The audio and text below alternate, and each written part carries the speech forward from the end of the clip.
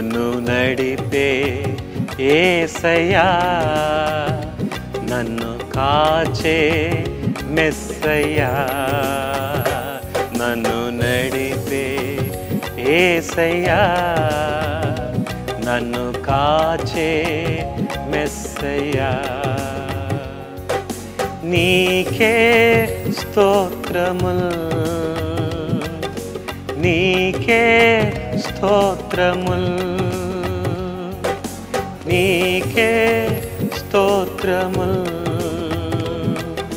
నీకే స్తోత్రముల్.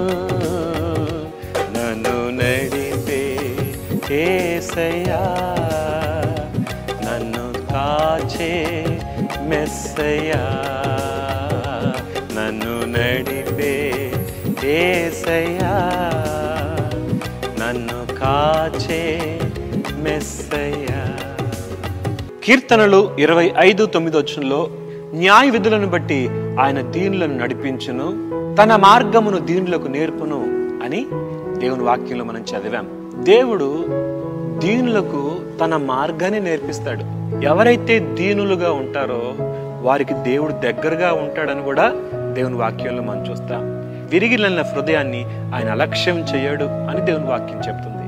1 పేతురు పత్రిక 5:5 ఆయన అహంకారులను ఎదిరించి దీనులకు కృప అనుగ్రహించును. మీకు మాట చెప్పన, దీనత్వం అనేది దైవ లక్షణం, గర్వం అనేది సాతాను లక్షణం. లూసిఫర్తో గర్వం ప్రారంభించబడింది. నాశనానికి ముందు గర్వం నడుచును. దీనత్వం అనేది యేసుక్రీస్తు నుంచి మనం నేర్చుకోవచ్చు. బైబిల్ ఈ మాట చూస్తాం, నేను సాత్వికుడను దీన మనసు గలవాడను, నా యొద్ద నేర్చుకోండి అని మత్తయి సువార్త 11 మనం చూస్తాం. దేవుని బిడ్డలను మనం యేసుక్రీస్తు దగ్గర దీనత్వం నేర్చుకోవాలి. మోషే కొంచెం చక్కని సాక్ష్యం ఉంది, భూమి మీద ఉన్న వారిలో మిక్కిలి సాత్వికుడు అని. దీన మనసు గలవాడిగా ఉన్నాడు. ఈ దీనత్వం కలిగిన మోషే దేవుని మార్గాన్ని చూడగలిగాడు, దేవుని మార్గాన్ని పొందగలిగాడు. కాబట్టి ఈరోజు నీవు దీనునిగా నిన్ను నువ్వు తగ్గించుకొని దేవుని కృప కొరకు కనిపెట్టుకుంటే ఖచ్చితంగా నీవు నడవలసిన త్రోవను ప్రభు నీకు తెలియజేస్తాడు. అదే గర్విష్ఠుడు అయితే నిన్ను దూరం నుంచే గుర్తించి నిన్ను త్రోసివేస్తాడు దేవుడు.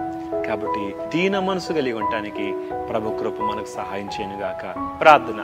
మహోన్నతుడకు దేవా, నీవు సాత్వికుడు దీన మనసు గలవాడు, మేము కూడా సాత్వికులుగా దీన మనసు గలవారిగా ఉంటకు నీ కృప ఇవ్వమని యేసు నామములో అడుగుతున్నాం తండ్రి.